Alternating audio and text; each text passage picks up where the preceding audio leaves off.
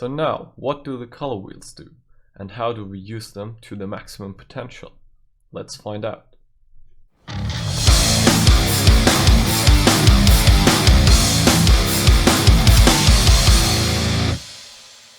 And we are inside DaVinci Resolve.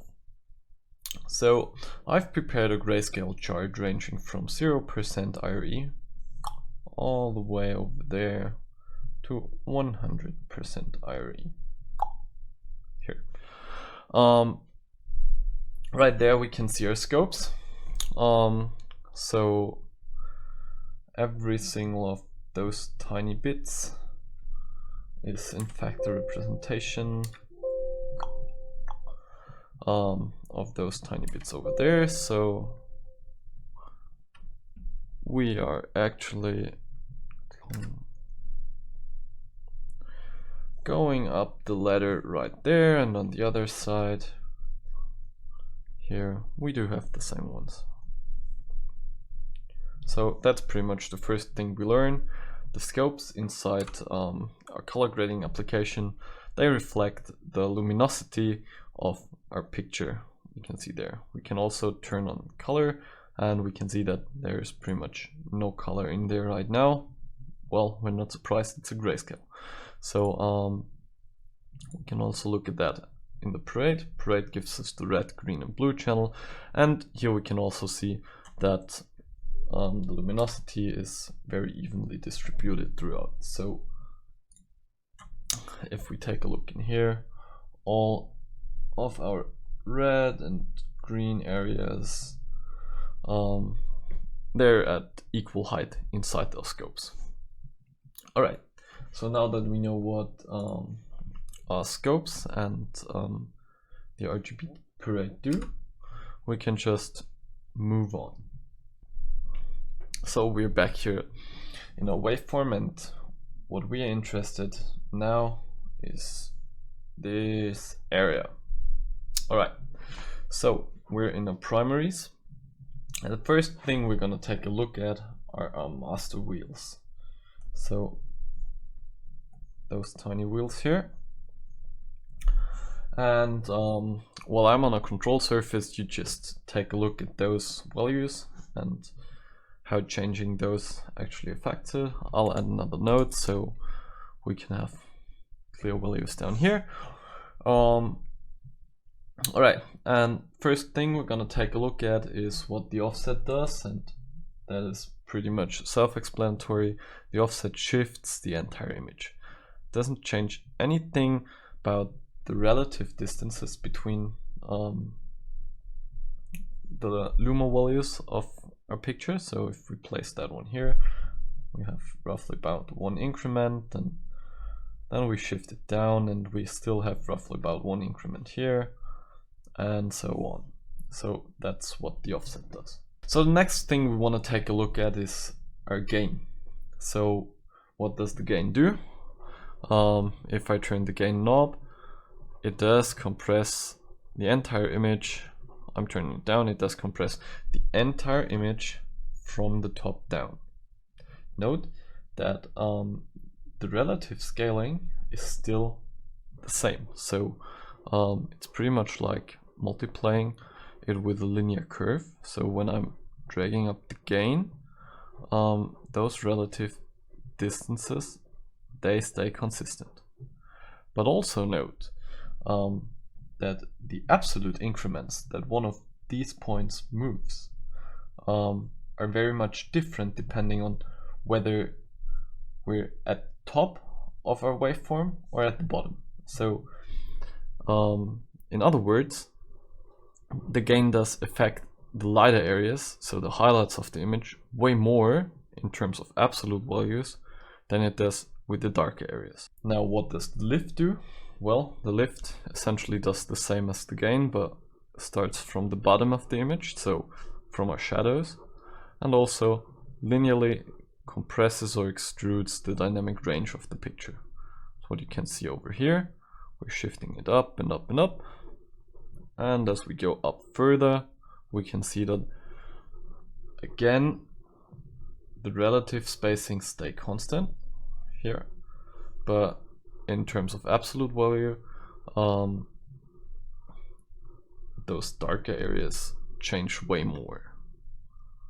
So what we can do now, by adding 2 linear compressions, lift plus gain, is we can actually shift our contrast. So now we've moved our lift up and moved the gain down, and we have reduced the contrast of the image. So now what does the gamma do?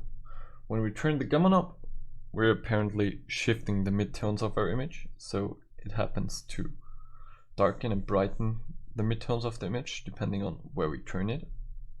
But it also sort of compresses or extends the relative amount of the lightness steps, of the luminosity steps we've got in our grayscale already. So if we were to draw sort of a luminosity chart of which areas our individual controls actually affect, this would pretty much look like this. So let's look in there, and what I'm drawing now are lift and gain.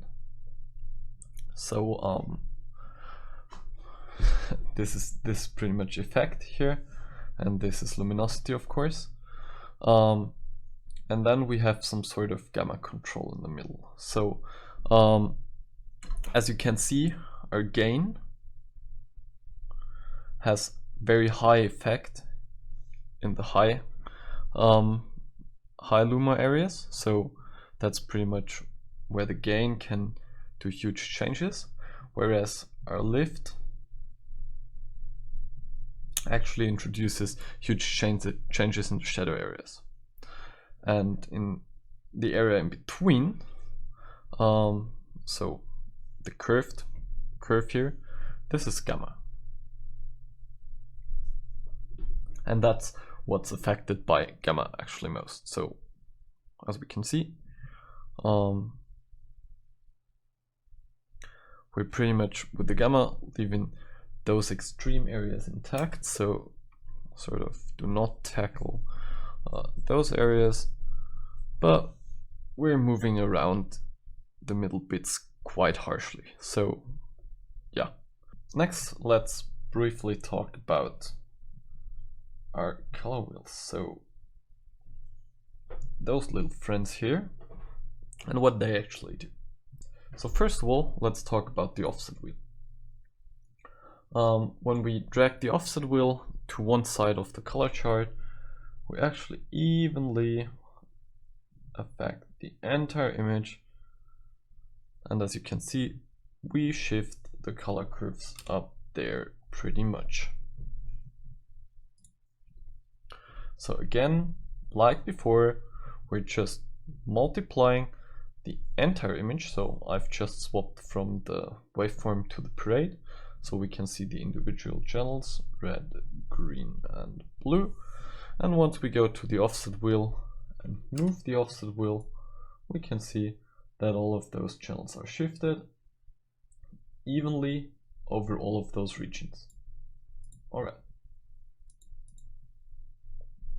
So next one, again, the gain color wheel. Just like the master wheels, the gain wheel primarily affects the highlights of the image. So if we're looking into the image right here, we can see that with the gain wheel, we're pretty much introducing that color shift from, say, sort of from the top down.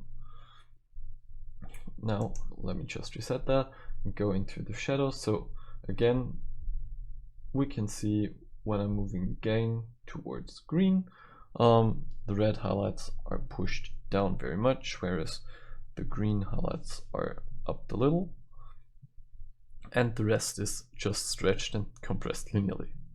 All right, so let's go into the lift color wheel, and here it's just the same again. I'm pushing it towards some cyan color, and we can see, or let me make this easier, now I'm pushing this pretty much straight towards red, and what we can see, the blue channel is not really affected at all, and this time with the lift,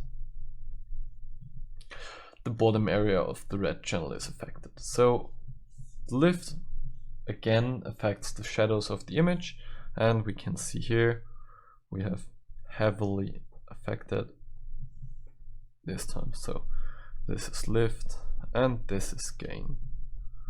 And this time with the lift we have heavily affected shadows, whereas the highlights are pretty much remaining white. Alright, so now let's take a look at what the gamma color wheel does. I'm pushing it towards red, and we can see when pushed towards red, the red channel midtones rise, the green channel midtones are lowered, and the blue channel is not affected at all. So let's push it towards some more bluish color this time, and we can see when we push it towards the blue, the midtones of the blue channel are lighted. So yeah, we've pretty much tinted our grayscale in a magenta color, and now let's move on. So before we get real funky with those controls down here, let's talk about the primary bars for a second. So in general, the primary bars pretty much do the exact same thing as the primary wheels do, right? So the Y control on the lift gamma gain just do the exact same thing as the Y control, or the master wheels. We didn't call it Y control before, but as the master wheels do on the primary wheels. So a difference is the color space in which they operate. So the primary wheels do operate in a YCBCR color space. So we pretty much have a y-axis, which is out of the graphics plane here, if you want to say so. So pointing towards and away from us, depending on where we shift those values. But then also we have a CB and a CR axis, which we can see as the CB. Oh, actually, CR and CB axis. So we have an axis that goes from yellow to blue, and we got one that goes from red to green. So that's the YCBCR color space. And then we also got, let me clean this up quickly. Then we also got our RGB color space. And why this is so handy is in fact when you want to see color shifts inside your RGB parade. Because in the RGB parade, you can see where the individual channels have their Luma values, and with this you can pretty much identify color shifts or tints in the image pretty much instantaneously. So let me just show you real quick. Now if we're down here and we're operating in the offset channel, we can pretty much see that the offset affects the individual channel here. And now say we have some weird greenish tint in our shadows, which we can make out by either looking at the scopes, or who knows, maybe we're even looking at the waveform and we see, oh, well, looks like there's some green around there. We can then look at our RGB parade and drag the green down in the lift, because we want to affect the shadows, until it matches approximately. And as you can see, we've pretty much eliminated the color shift we saw before in our shadows. Now that's why the primary bars come in so handy. But what do those controls actually do? So, well, let's start with the Luma mix. Let's say we're pushing around our blue channel in the gain. Yep. I've just turned out the Luma mix so we can singularly affect the gain of the blue channel. Now when we turn on the Luma mix again, what we will see is that the other channels try to compensate for what we do in the blue channel. So what actually happens is that DaVinci Resolve tries to keep the luminosity of the entire image level. So it tries to correct for the changes in the gain we make by actually reducing or increasing the gain in the other channel. So if we increase the gain in the blue channel, what will happen is that the green and the red channel gain will decrease. The same is of course true for the other channels. So if we affect the lift in one channel, what the Luma mix does is affect the lift in the other two channels to compensate for the change in overall luminosity. So what does the hue control do? First of all, I brought you in some scopes which operate in the HSL, or actually pretty much in the HS vector space. So what does this mean? This means we have a hue vector that is pretty much circling around. So we've got a certain angle, let's call this alpha, and our alpha ranges from 0 to 360 degrees, or in the representation down here from 0 to 100%. Now what does this mean? So when we are turning the hue control from 0, let's for example arbitrarily set this as 0 or as 50 maybe, you will see that once we turn the hue control, this will wander around. What happens is just that. So what the hue control essentially does is rotate the colors in our vector scope. Sounds kind of crazy, right? So let me give you another example of this, right? So let me give you another example of this. Maybe you want to focus onto the magenta chart here. So that one. Now what happens when we turn the hue control to one direction is that the magenta arm will slowly move towards the blue one, where the blue one was before. So if we do that, we will rotate it over and we will see that our magenta area is now going blue. And we can continue this and shift it towards the sign range. And here we go, now we're a sign. But also we can just turn it back to magenta and let it move the other way, and we will see it will turn red.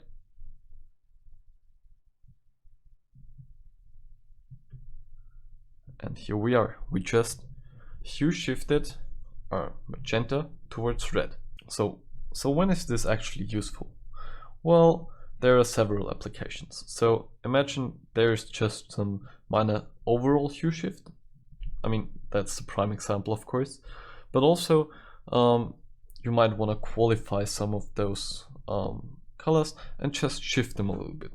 One example would be foliage, where you want those leaves to be a little more green than yellowish, so you qualify for them and then you slowly shift the hue towards the green area instead of the yellow one. So you would make that correction. Now the next control we want to take a look at is the saturation control. And again, a vector scope comes in very handy, as we said before. So the angle alpha, this is our hue, but then also every point in the vector scope is defined by two coordinates, which is alpha and let's say r. So r is pretty much the distance from the middle of the vector scope, or maybe even call it S. And what S stands for is the saturation. Now what happens if we turn the saturation knob is, now I'm turning it down and I accidentally touched the hue. So when I'm turning it down, those values move inwards, or when I'm turning it out, they move outwards, which changes the overall saturation of our image. So the last two controls I want to talk about are the contrast and pivot controls. So therefore I've brought up the RGB parade and our waveform monitor, and I've swapped out the picture for our grayscale again. So the first thing we're going to notice is that the pivot by itself does not do anything. So once we do not change the contrast, our pivot does not do a thing. So the first thing I want you to imagine the pivot is a point along our Luma axis. So let us set the pivot to 50% something. So here we go, pivot is set to around 50%. And what we're now doing when we're changing the contrast is actually pushing away, when we increase, the values from our pivot point. So if you look at that, by increasing the contrast goes up, the values move away from the pivot point. Now on the other hand, when we reduce the contrast, all values are shifted towards the pivot point. Now let's see what happens when we actually move around the pivot point. So I'm moving the pivot down, and we can see that the entire thing moves down towards the pivot point. So now we're at 0 and we've decreased the contrast, and by further decreasing the contrast, we're just moving all values down to the pivot point. Now what happens if I now move the pivot point up again? Well, all values are moving up towards the pivot point. Now you want to say decreasing contrast is not what I want to use the contrast for, and well, I will not agree, but that's one thing you may want to say. So what happens if we increase the contrast? So I've reset the pivot to 0.43, so pivot is somewhere around there. Now we increase the contrast, and again those values are stretched away from the pivot point. So as you can see, the closer the value is before, the less it is stretched away. Now I hope you liked what you saw and you got a better understanding of how the individual controls in DaVinci Resolve work. And if you liked what you saw and want us to continue those tutorials, just leave a like, subscribe, and catch you next time.